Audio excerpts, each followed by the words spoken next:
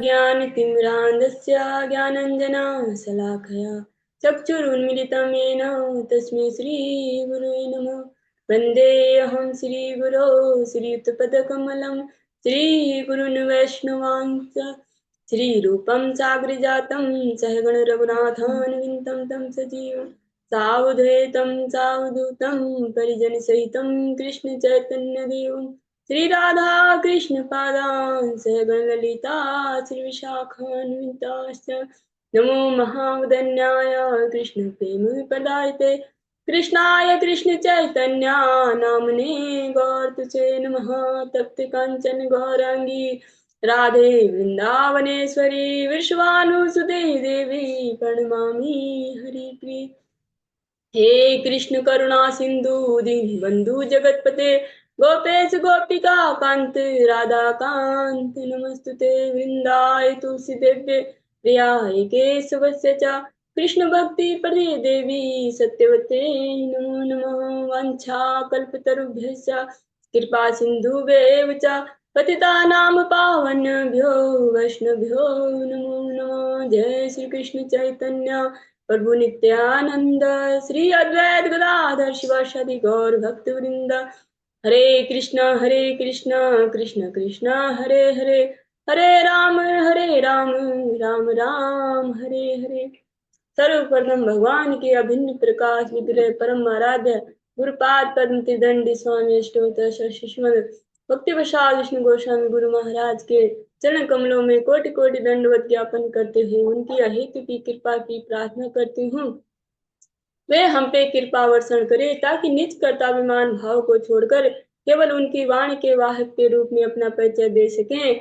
तत्पश्चात परम गुरुदेव नित्य लीला परिश्रम विश्वास शिष्मद भक्ति दैत माधव गोस्वामी महाराज जययुक्त हों। परमेष्टि गुरुदेव जगत गुरु भक्ति सिद्धांत सरस्वती ठाकुर प्रपाद जययुक्त हों। समस्त गुरु परंपरा जययुक्त हों। श्रीमन नित्यानंद प्रभु जययुक्त हों। युगावतार चैतन्य महाप्रभु जययुक्त हों। वृंदावन बिहारी राधा गोपीनाथ भगवान जययुक्त हों। भगवान के समस्त नाम भगवान के समस्त धाम भगवान के समस्त पार्षद जययुक्त हों। हम पे कृपा करे ताकि हमारी हरि नाम में हरि गुरु वैष्णव सेवा में जो रुचि उत्पन्न हो सके। तत्पश्चात मैं अपने शिक्षक गुरु को दंडवत ज्ञापन करती हूँ। वे हम पे कृपा करे ताकि इसी तरह गुरु वैष्णव के सानिध्य में हम सबका आध्यात्मिक जीवन आगे बढ़ सके। आज की प्रातः कालीन कक्षा को प्रारंभ करते हैं। ओम नमो भगवते वासुदेवाय ओम नमो भगवते वासुदेवाय ओम नमो भगवते वासुदेवाय। हम सब श्रवण कर रहे हैं ग्रंथराज भागवतम और इसका हम चतुर्थ स्कंद का 15वां अध्याय पंचोदश अध्याय हम श्रवण कर रहे हैं। कल हमने श्रवण किया कि जो वेन है उनकी जो भुजाओं से जो पृथु महाराज का की उत्पत्ति और जो उनकी जो पत्नी है अर्ची दो पृथु महाराज है उनका वो प्रकट होते हैं। अब जब सबने देखा तो सब समझ गए कि ये भगवान के ही अंश है और सबने उनकी स्तुति की। किसी ने उनको कुछ दिया किसी ने कुछ दिया सबने उनको कुछ न कुछ प्रदान किया।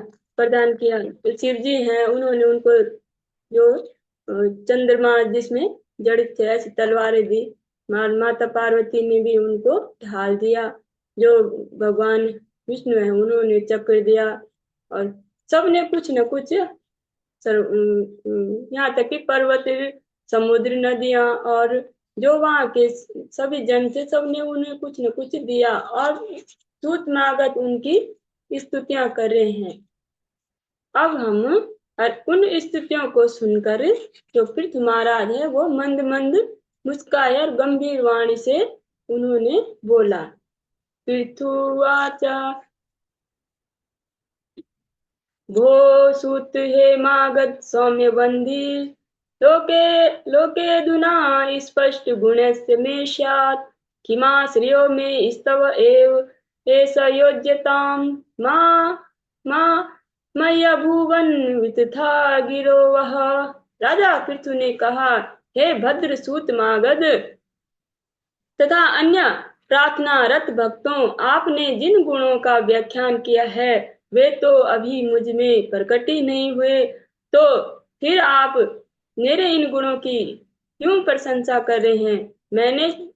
मैं नहीं चाहता कि मेरे विषय में कहे गए शब्द वृथा जाएं, अतः अच्छा अच्छा हो यदि इन्हें किसी दूसरे को अर्पित करें। जो जिन्होंने भी उनकी प्रार्थना, जिनकी स्तुति की, जो जो उनके बारे में बोला, तो सब पहचान गए कि ये तो भगवान के अंश है, और भगवान के अंश होने के कारण उनकी स्तुतियां करें। लेकिन जो पृथ्वी महाराज है वह अत्यंत विनम्र है, और जो विनम्र लोग होते हैं वह अपनी प्रशंसा कभी श्रवण करना उचित नहीं समझते। वो बोलते हैं कि हम इन पे खरे उतरते हैं कि नहीं उतरते हैं। जैसे गुरु महाराज भी जब कोई उनके बारे में कुछ बोलता है तो उनके नजरे हमेशा नीचे ही रहते हैं, और खुद को वो जो वैष्णवों का दासी मानते, कभी उनको गर्व नहीं होता। वैसे जो पृथ्वी महाराज भी हैं वो भी बोल रहे हैं कि ये अभी तो मैंने कुछ नहीं किया, और जो आप मेरे विषय में बोल रहे हैं कहीं ये वृथा न जाए, कि कहीं जो जो जो कर्म आप बोले कि ये गौ ब्राह्मणों का ये रक्षक होगा, पृथ्वी का रक्षक हो, क्या मैं ये कर पाऊंगा कि नहीं कर पाऊंगा? इसलिए आप ये ना करें, और किसी दूसरे को जो योग्य है उसको और इस ये शब्द बोले। तस्मात् परोक्ष तस्मात् परोक्ष असमत् उपश्रुत्यान् यलं करिष्यथ स्तोत्रम् अपि च वाचः सत्यम् उत्तम श्लोक गुणानुवादे जुगुप्सितं न स्तव्यन्ति शवः। हे भद्र गायकों, कलाकारों, कालांतर में वे गुण जिनका आप लोगों ने वर्णन किया है जब वास्तव में प्रकट हो जाएं तब मेरी स्तुति करना। जो भद्र जन पूर्ण पुरुषोत्तम भगवान की प्रार्थना करते हैं वे ऐसे गुणों को किसी ऐसे मनुष्य पर थोपा नहीं करते जिसमें सचमुच वे ना पाए।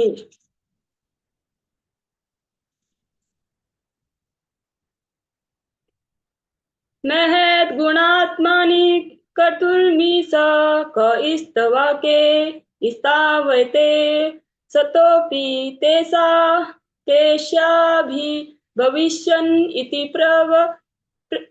इति विप्रलब्धो जनावहासं कुमतिर्न वेदः। भला ऐसे महान गुणों को धारण करने में सक्षम बुद्धिमान पुरुष किस तरह अपने अनुयायियों को ऐसे गुणों की प्रशंसा करने देगा जो वास्तव में उसमें न हो? किसी मनुष्य की यह कहकर प्रशंसा करना कि यदि वह शिक्षित हो तो महान विद्वान या महापुरुष हो जाता, ठगने के अतिरिक्त और क्या है? मूर्ख व्यक्ति जो ऐसी प्रशंसा स्वीकार कर लेता है वह यह नहीं जानता कि ऐसे शब्द उसके लिए अपमानजनक हैं। जो पृथ्वी महाराज हैं वो हम सबको शिक्षा दे रहे हैं, और क्योंकि वो भगवान के अंश है वो जानते भी हैं, लेकिन वो जन सामान्य को शिक्षा दे रहे कि एक राजा को कैसा होना चाहिए, एक राजा को कैसा विनम्र होना चाहिए। तो बोल रहे हैं कि भला ऐसे महान गुणों को धारण करने वाला, और जो सब तो उनको इसलिए करे क्योंकि वो जानते कि वो भगवान के अंश है, लेकिन जो भगवान के अंश है पृथ्वी महाराज वो औरों को शिक्षा दे रहे हैं कि राजा को कभी भी ऐसा अभिमान नहीं करना चाहिए। भला ऐसे महान गुणों को धारण करने में सक्षम बुद्धिमान पुरुष किस तरह अपने अनुयायियों को ऐसे गुणों की प्रशंसा करने देगा जो वास्तव में उसमें ना हो? किसी मनुष्य की यह कहकर प्रशंसा करना कि वह शिक्षित हो तो महान विद्वान या महापुरुष हो जाता है, ठगने के समान है। अर्थात कि पढ़ने से और शिक्षित होने से कोई जड़ विद्या लेने से कोई महापुरुष नहीं बन जाता, तो उसे ठगने के अतिरिक्त और कुछ नहीं है। मूर्ख व्यक्ति जो ऐसी प्रशंसा करना स्वीकार करते हैं वो ये नहीं जानते कि ऐसे शब्द उनके लिए अपमानजनक हैं और कुछ नहीं। इसमें थोड़ा तात्पर्य ले लेते हैं कि जो जिन्होंने लिखा है वो इस बारे में क्या बोलते हैं। पृथु महाराज पूर्ण पुरुषोत्तम भगवान के अवतार थे। जैसा कि ब्राह्मण जैसा कि ब्रह्मा तथा अन्य देवों ने विविध प्रकार के स्वर्गीय उपहार देते हुए पुष्टि की, किंतु तुरंत अभिषिक्त होने के कारण उन्हें दैवी गुणों का प्राकट्य कर्म में नहीं हो सका। अतः वे भक्तों द्वारा की गई प्रशंसा से खुश न थे। ईश्वर के तथा कथित अवतारों को राजा पृथु के इस आचरण से शिक्षा ग्रहण करनी चाहिए। दैवी गुणों से विहीन असुरों को अपने अनुयायियों की झूठी प्रशंसा ग्रहण नहीं करना चाहिए। प्रभो यात्मानं स्तोत्रं जुगुप् सन्त्यपि विशुद्धः हिमन्त्या परमोदारा पौरुषं वा विगर्हितम्। जिस प्रकार कोई सम्मानित तथा उदार व्यक्ति अपनी निंदनीय कार्यों के विषय में सुनना नहीं चाहता, उसी प्रकार अत्यंत प्रसिद्ध तथा पराक्रमी पुरुष अपनी प्रशंसा सुनना नहीं चाहता। जैसे कि जो बोले कि जो निंदनीय जो व्यक्ति है, जो जो कितने भी दुष्ट कर्म करे वो, लेकिन वो सुनना नहीं चाहेगा कभी भी कि हाँ कोई बोलेगा कि तूने ये गलत काम, वो कभी नहीं सुनना चाहेगा।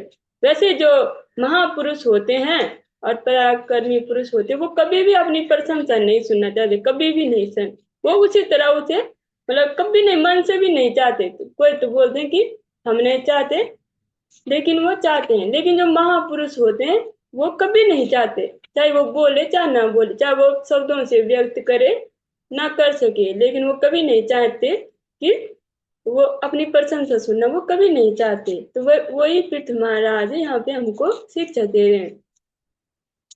वयं तो विदिता लोके सुताधापि वीरिमभि कर्माभि कथात्मानं गोप गापयिष्याम बालवत्। राजा पृथु ने आगे कहा, हे सूत आदि भक्तों, इस प्रकार मैं अपने व्यक्तिगत गुणों के लिए अधिक प्रसिद्ध नहीं हूँ, क्योंकि अभी तो मैंने ऐसा कुछ भी कार्य नहीं किया जिनकी तुम लोग प्रशंसा कर सको। अतः मैं बच्चों की तरह तुम लोगों से अपने कार्यों का गुणगान कैसे कराऊं। तो पृथु महाराज हैं जो इस पृथ्वी के प्रथम राजा के रूप में उनको जाना जाता है। तो एक उत्तम और सर्वश्रेष्ठ राजा कैसे होना चाहिए, उसका उदाहरण पृथु महाराज दे रहे, उसकी शिक्षा कैसे दे रहे हैं कि अब जो मैंने कार्य ही नहीं किए और आप ऐसे कार्यों की वो कार्य जो मैंने किए ही नहीं उनकी वो मैं कैसे सुनूं। तो क्योंकि ये सुनना तो ऐसा है, तो मैं बच्चों की तरह तुम लोगों से अपने कार्यों का गुणगान कैसे कराऊं। इति श्रीमद्भागवत महापुराणे चतुर्थ स्कंदे और पंचोदश अध्याय, ये हमारा 15वां अध्याय संपूर्ण है। अब हम 16वें अध्याय की तरफ को प्रारंभ करते हैं। इसमें बंदी जनों द्वारा राजा पृथु की स्तुति की गई है। मैत्रेयवाच इति ब्रुवाणं निरपतिं गायका मुनिचोदिता तुष्टुभुस्तुष्ट मनसा तद वागामृत सेवयः। श्री मैत्रेय मुनि ने आगे कहा, जब राजा पृथु इस प्रकार विनम्रता से बोले तो उनकी अमृत तुल्य वाणी से गायक अत्यधिक प्रसन्न हुए। तब वे पुनः ऋषियों द्वारा दिए गए आदेशों के अनुसार राजा की भूरी भूरी प्रशंसा करने लगे। अब जो उनकी स्तुति करे थे, तो क्योंकि भगवान के तो अंश थे, भगवान के तो सारे गुण उनमें थे, लेकिन जब उन्होंने देखा कि इतनी विनम्रता, इतने महान गुण, तो उनके जो विनम्रता में और चांद उनकी जो प्रसन्नता है वो दुगनी हो गई। अब वो दुगनी प्रसन्नता से जो राजा पृथु की स्तुति कर रहे हैं। नालं वयं ते महिमानुवर्णने यो देववर्यो अवतार मायया तेनाङ्गजातस्य च पौरुषाणि ते वाचस्पतीनामपि ब्रह्म अतिबभ्रमुधिया। गायकों ने आगे कहा, हे राजन, आप पूर्ण पुरुषोत्तम भगवान श्री विष्णु के प्रत्यक्ष अवतार हैं और उनकी अहेतु की कृपा से आप इस पृथ्वी पर अवतरित हुए हैं। अतः हम में इतना सामर्थ्य कहाँ है कि आपके महान कार्यों का सही सही गुणगान कर सकें।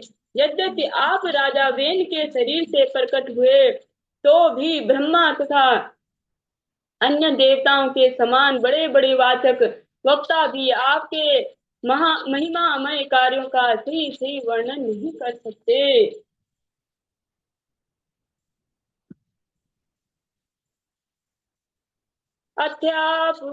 अथ्याप्युदारा सर्वस पृथोर्हरे कलावतारस्य कथामृतादितः यथोपदेशं मुनिभिः प्रचोदितः शल्याघ्यानि कर्माणि वयं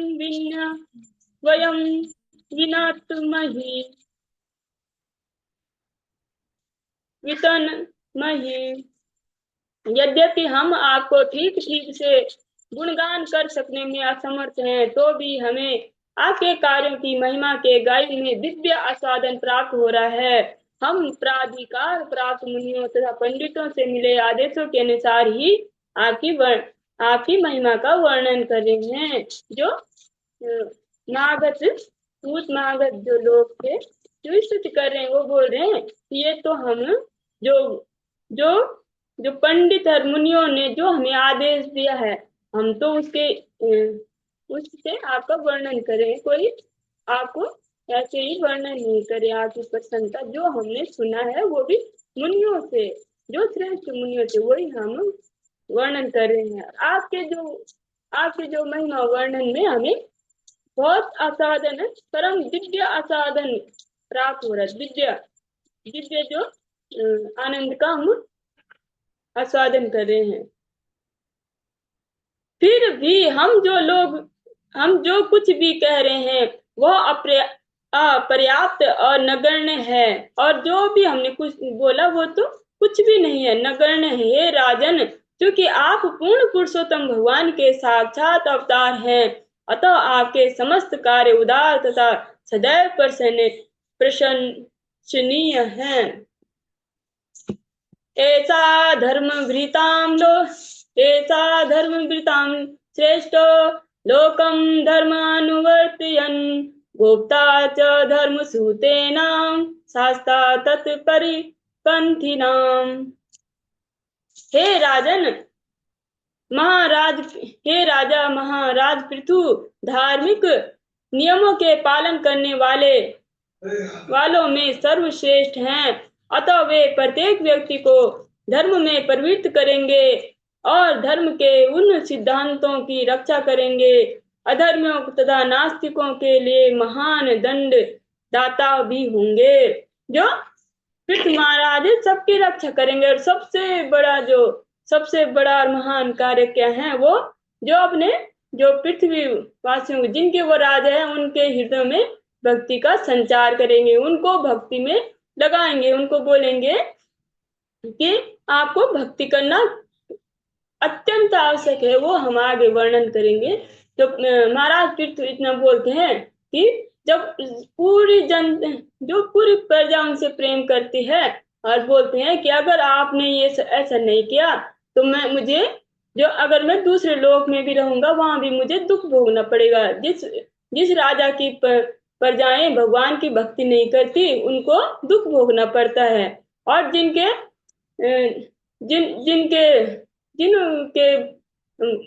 बच्चे अर्थात वंशज भक्ति नहीं करते, उनके पूर्वजों को भी नरक में जाना पड़ता है, और दूसरे लोकों में भी उनको विभिन्न प्रकार के कष्टों का भोग करना पड़ता है। ये हम आगे श्रवण करेंगे।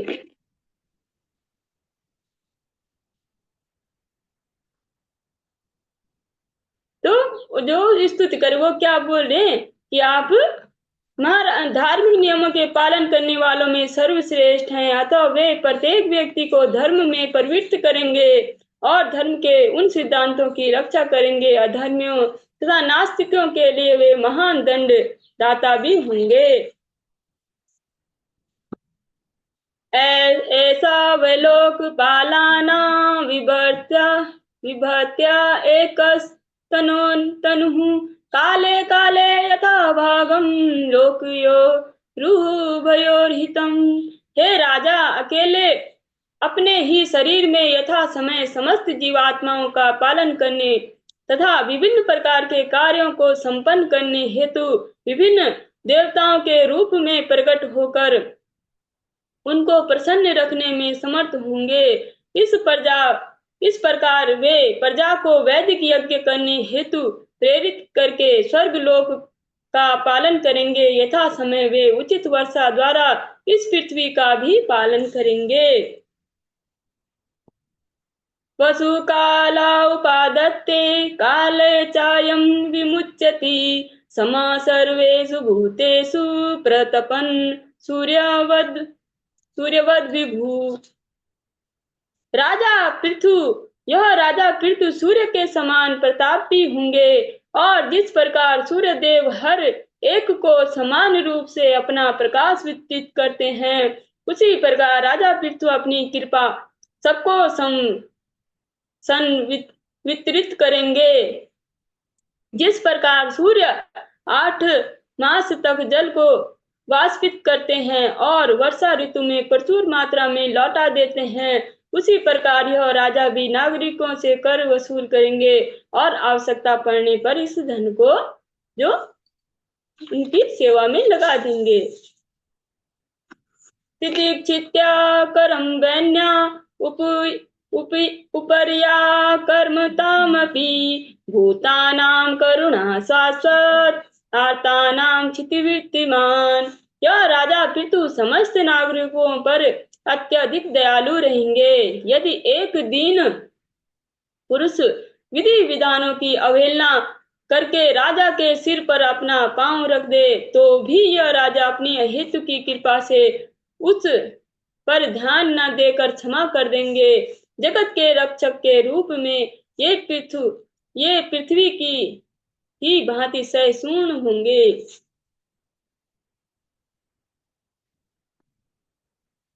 जो स्तुति करने वाले हैं वो क्या बोल रहे हैं, ये राजा पृथु समस्त नागरिकों पर अत्यधिक दयालु होंगे, सब पे दया करने वाले होंगे। यदि एक दिन पुरुष विधि विधानों की अवहेलना करे और एक जो दीन पुरुष है वो विधि विधानों की जो कोई अवहेलना भी कर देगा और राजा के सिर पर अपना पांव भी रख देगा, तब भी वो उसको दंड नहीं देंगे और उसे अपने अहित की कृपा से क्षमा कर देंगे और वो उसी तरह रहेंगे जैसे पृथ्वी देवी की तरह सहनशील होंगे। क्योंकि जो पृथ्वी और धरती माता पे भी क्या क्या कोई करता रहता है, गंद करता रहता है, पांव रखता है, तो उसको भूमि के लिए हथियार भी चलाते हैं, जो भी मतलब फसल के लिए सब कुछ, लेकिन सब कुछ जो धरती माता है वो सहन कर लेती है। ऐसे ही तो पृथ्वी महाराज हैं, वो भी सहनशील होंगे। देव वर्ष्यात्यसो देवो नरदेव वपुर्हरि कृच्छ प्राणा प्रजा येषा रक्षन्त्या जस इंद्रवत।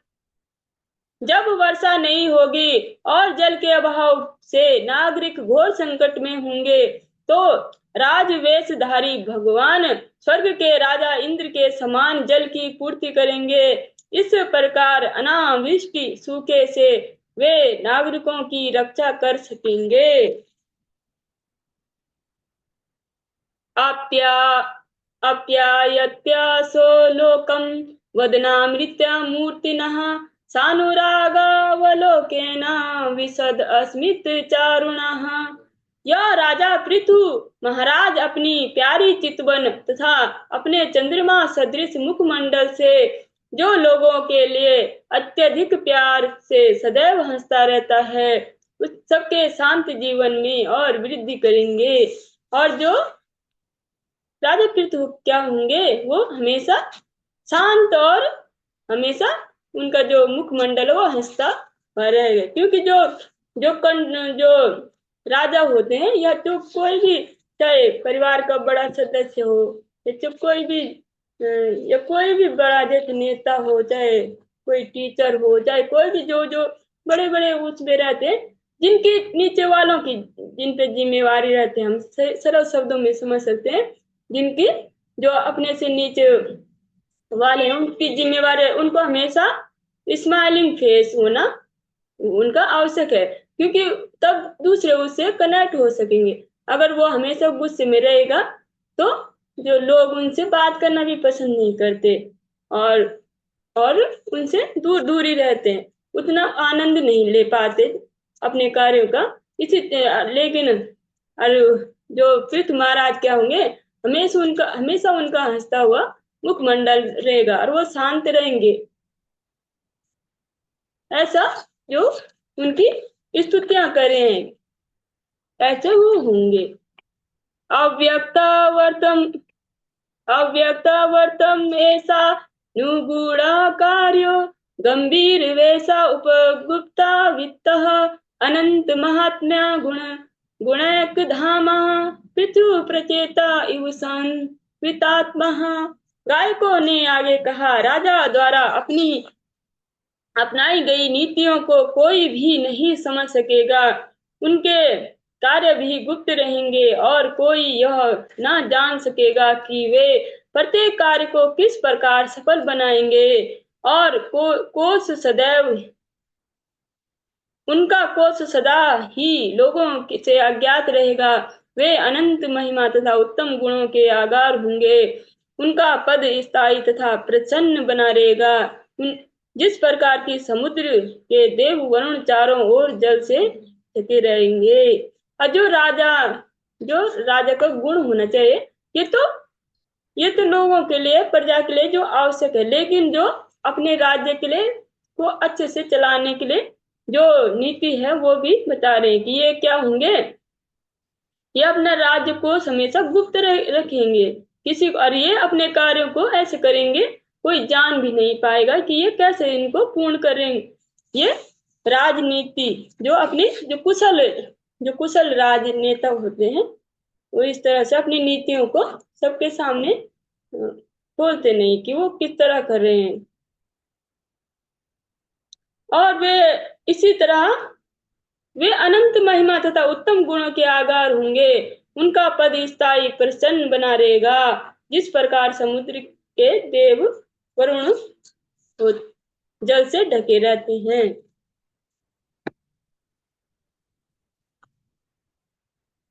क्योंकि हमने जब हम पढ़ते थे तो देखा कि जो सम्राट होते हैं, तो कोई कोई सम्राट हमने ऐसे भी चरित्र सुने थे कि वो जनता के लिए बहुत ही सुहृदय उनका वो करने, लेकिन वो ज्यादा टिके नहीं।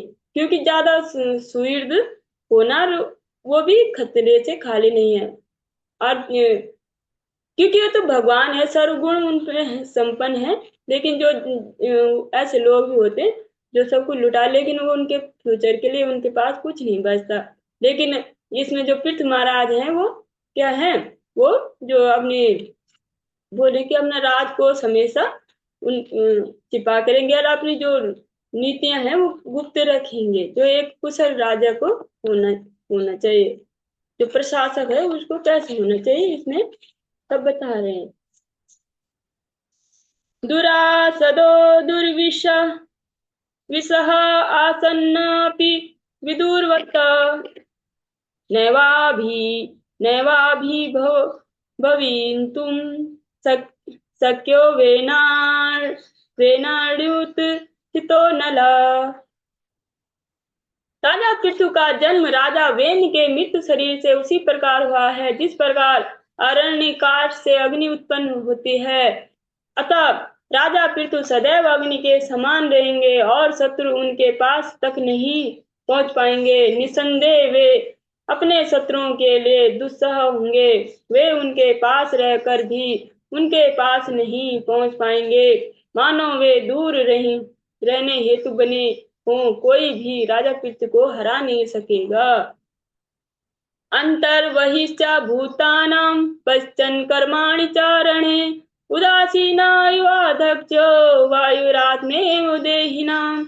राजा पृथु अपने प्रत्येक नागरिक के आंतरिक तथा बाह्य कार्यों को देख सकने में समर्थ होंगे, फिर भी उनकी गुप्तचर व्यवस्था को कोई जान नहीं सकेगा और वे अपनी स्तुति अथवा निंदा संबंधी विषयों में सदैव उदासीन रहेंगे।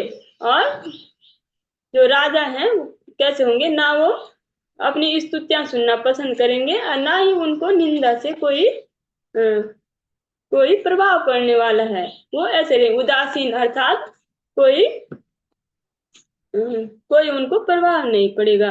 वे शरीर के अंदर स्थित वायु अर्थात प्राण के समान होंगे, जो बाह्य तथा आंतरिक रूप से प्रकट होता है, किंतु सभी व्यापार से सदैव निरपेक्ष रहता है। ना ना दंडम दंड ना दंडम दंड ऐसा दंडत ऐसा सुतमात्म विषामपि दंडयात्मात्म अपि दंडम धर्मपथे स्थित। क्योंकि यह राजा सदैव धर्मनिष्ठ निष्ठा के मार्ग पर रहेंगे, अतः वे अपने पुत्र तथा अपने शत्रु के पुत्र दोनों के प्रति समभाव रखेंगे। यदि उनके शत्रु का पुत्र दंडनीय नहीं है तो वे दंड नहीं देंगे, किंतु यदि स्वयं का पुत्र दंडनीय है तो वे उसे तत्काल दंड देंगे। जो एक कुशल राजा को होना चाहिए, शासक को होना चाहिए कि सब में समभाव देखे, अपनी प्रजा को एक समान देखे। ऐसा नहीं कि ये मेरा पुत्र है, ये प्रजा है, ये गरीब है, ये अमीर है, ऐसे न देखे, सब में समभाव। बोल रहे हैं कि अगर कोई शत्रु का पुत्र भी निर्दोष है तो उसे दंड नहीं देंगे, और अगर खुद का पुत्र भी दोषी है तो उसे दंड अवश्य देंगे। जो उत्तम सर्वोत्तम राजा में जो गुण होंगे वो सब राजा पृथ्वी में होंगे। अस्यापति हतम चक्रम पृथोरा मानसा चलात वर्तते भगवान अर्को यावत पति गोपगण है। जिस प्रकार सूर्य अपनी प्रकाशमान रश्मियों को आर्कटिक प्रदेश तक बिना किसी अवरोध के बिखेरते हैं, उसी प्रकार पृथ्वी का प्रभाव आर्कटिक क्षेत्र तक के समस्त भूभागों पर होगा और वो आजीवन अविचल रहेगा। रंजीयस्यति यलोका माययात्म विचेष्टिते अथाम उमाहु राजन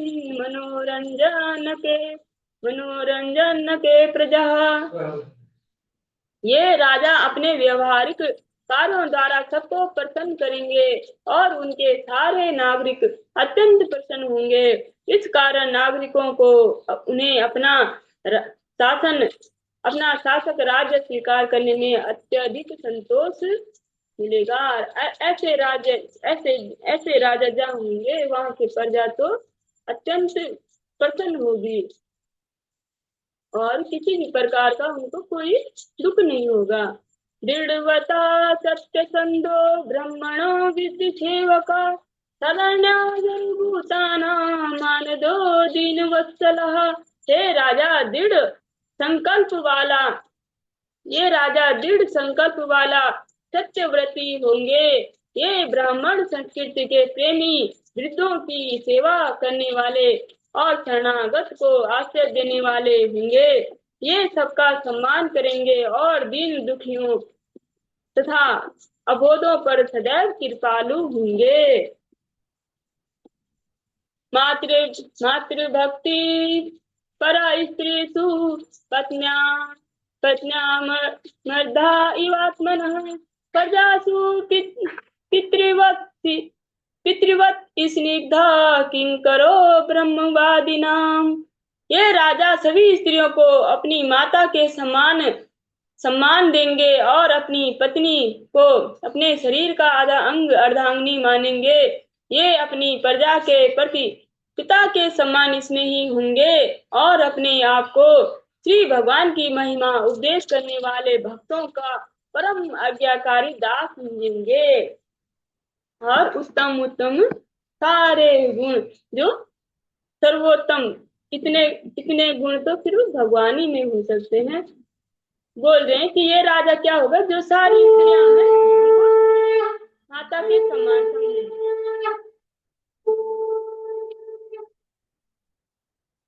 और अपनी पत्नी को अर्धांगिनी समझेंगे, अपना आधा अंग, और पूरी प्रजा को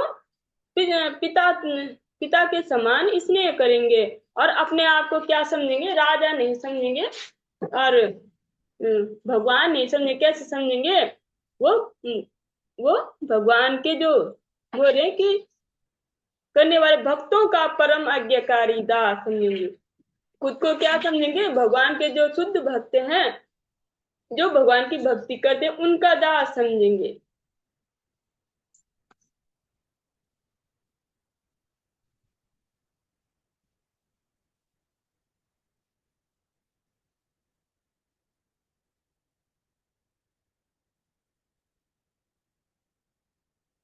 क्योंकि भगवान तभी प्रसन्न होते हैं जब भगवान के भक्तों का सम्मान होता है, और जहाँ भगवान के भक्तों का सम्मान नहीं होता तो तब भगवान प्रसन्न नहीं होते।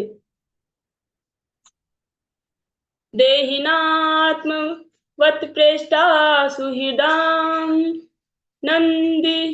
नंदिवर्धना मुक्त संगा प्रसंगोयम दंडपाणि साधुसु। हे राजा, समस्त जीवधारी प्राणियों को अपने ही समान प्रिय मानेंगे और अपने मित्रों को आनंद को सदैव बढ़ाने वाले होंगे। ये मुक्त पुरुषों से घनिष्ठ रूप से संबंधित रहेंगे और समस्त अपवित्र व्यक्तियों को कठोर दंड देने वाले होंगे। अयम तो साक्षात् भगवान स्त्री अधीश कूटस्थ आत्मा कलयावतीर्ण यस्मिन् अविद्यारचितं निरर्थकं पश्यन्ति नानात्म त्वमपि पतितम्।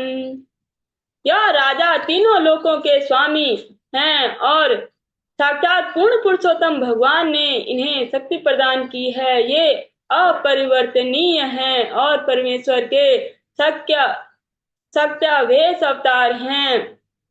मुक्तात्मा और पूर्णतया विद्वान होने के कारण ये समस्त भौतिक विविधताओं को अर्थहीन मानते हैं, क्योंकि इनका मूलधार अविद्या है। जो भौतिक जो विविधताएं हैं उनको अर्थहीन मानेंगे, अर्थात इनका कोई अर्थ नहीं है। ये तो केवल अविद्या जनित है। अविद्या अर्थात जिनको भगवत ज्ञान नहीं है, वो है अविद्या। जो भगवत ज्ञान से विमुख है वो अविद्या है। ये भौतिक जगत क्या है, ये तो अविद्या के कारण ही है। और जिसको भगवान की पराविद्या प्रदान हो जाती है गुरु वैष्णव कृपा से, वो समझ पाता है और वो इसमें ज्यादा अपना समय न देकर भगवान की सेवा में ज्यादा समय देता है। अयम भुवो मंडल मोद याद्रेर्गोप्तेर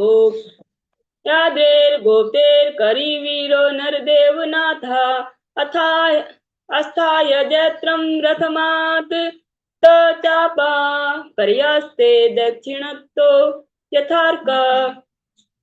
यह राजा द्वितीय शक्तिशाली तथा वीर होंगे, जिससे इनका कोई प्रतिद्वंदी नहीं होगा। वे अपने हाथ में धनुष धारण करके अपने विजयी रथ पर चढ़कर सूर्य के समान दिखाई देते हुए भूमंडल की प्रदक्षिणा करेंगे, जो दक्षिण से अपनी कक्षा पर परिभ्रमण करता है। और वो सूर्य की तरह क्या करेंगे, सब पे ही दृष्टि रखेंगे और अपनी जो प्रजा है उसका पालन करेंगे, रक्षा करेंगे। अस्मे निर्पाला किल तत्र तत्र बलिं हरिष्यन्ति सलोकपाला कालम्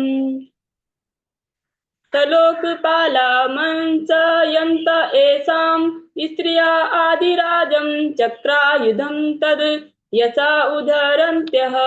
जब यह राजा समस्त संसार में भ्रमण करेंगे तो अन्य राजा तथा अन्य देवगण इन्हें उसी प्रकार के उपहार भेंट करेंगे। उनकी रानियां भी उन्हें आदि राजा मानेंगी जो अपने हाथों में चक्र तथा गदा चिन्हों को धारण करते हैं और उन्हीं के गुणगान करेंगे क्योंकि वे श्री भगवान के समान ख्याति वाले होंगे। अयम महिम गाम दुदुहे अधिराजा प्रजापतिर्वीर्तिकरा प्रजानां यो लीलयान्द्रिय स्वसहस्रासकोटया वीनादन्नं समाम गाम करोद यथेन्द्रियः। प्रजा का पालक यह राजा द्वितीय और प्रजापति देवों के तुल्य है। प्रजा के जीवन निर्वाह के लिए यह गौर रूपी पृथ्वी का दोहन करेगा। यही नहीं, यह अपने बाण की नोक से समस्त पर्वतों को विदीर्ण करके पृथ्वी को वैसे ही समतल करेगा जिस प्रकार स्वर्ग का राजा इंद्र अपने प्रबल वज्र से पर्वतों को तोड़ता है।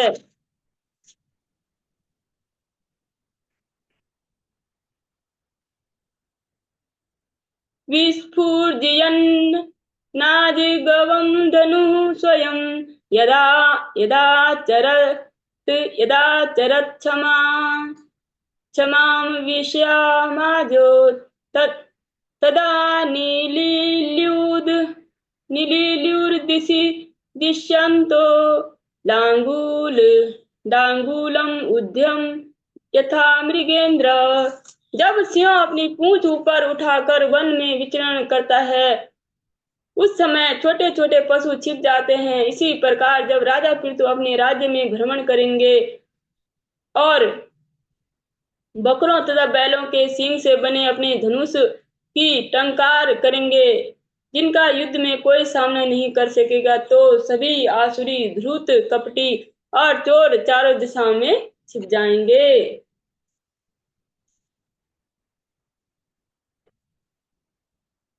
एषो अश्वमेधान् सतमाज हारा सरस्वती प्रादुर्भावी यत्र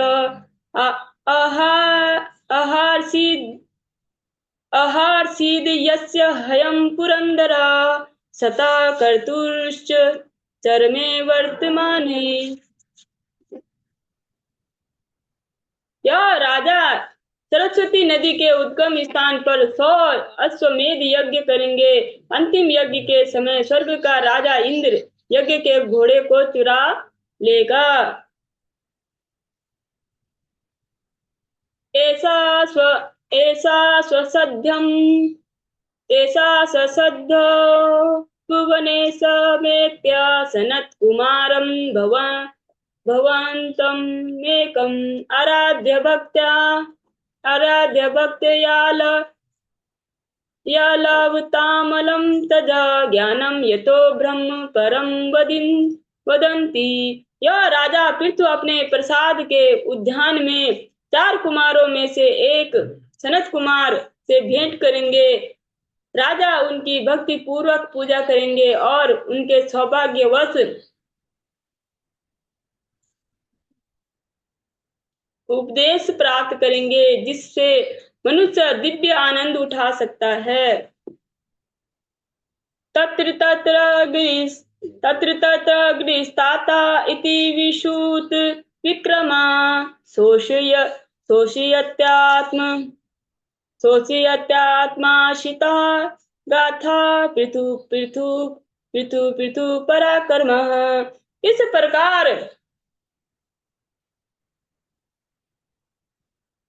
प्रकार जब इस राजा पृथु के वीरतापूर्ण कार्य जनता के समक्ष आ जाएंगे तो यह राजा अपने विषय में तथा अपने अद्वितीय पराक्रम के कार्यों के विषय में सदैव सुनेंगे। दिशो विजित्या प्रतिरुद्ध चक्र स्वतेजसोत पाटित लोकशल्य सुरेंद्र रूप गीयमाना महानुभावो भविता प्रतिर्भुवा। पृथु महाराज की आज्ञा का उल्लंघन कोई नहीं कर सकेगा। सारे जगत को जीत कर वे नागरिकों के तीनों तापों को समूल नष्ट करेंगे। तब सारे जगत में उनकी मान्यता प्राप्त होगी।